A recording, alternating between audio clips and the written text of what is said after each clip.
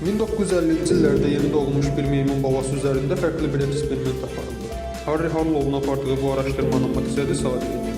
Körpə bir canlının ana ilə əlaqəni nəyə görə qurduğunu müəyyənləşdirmək. Qida üçündür, yoxsa fiziki yaxınlıq üçün?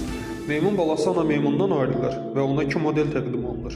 Birincisi məftildən hazırlanmışdı və süd verirdi. İkincisi yumşaq parça ilə örtülmüşdü, amma qida vermirdi.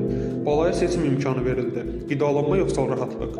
Müşahidə göstərirdi ki, meymun qida almaq üçün qısa müddətlik məftil modelə yaxınlaşır, lakin bütün qalan vaxtını parçalı modelin yanında keçirirdi.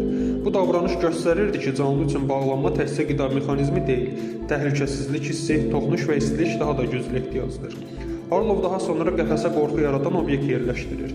Meymun balası dərhal parçalı modelə sığınır və sakitləşir. Bu fiziki yaxınlığın emosional tənzimləmədə əsas rol oynadığını dəqiq şəkildə təsdiqləyirdi. Bu təcrübənin mənası budur. Bağlanma instinkti qidanın təmin etdiyi fioloji tələbdən daha dərindir.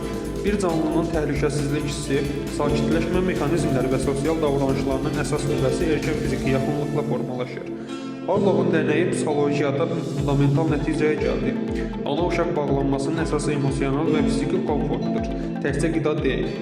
Yadınızdan çıxarmayın, bəzən bir toxunuş bütün qorxuların və tənhalıqların ən güclü dərmanı olur.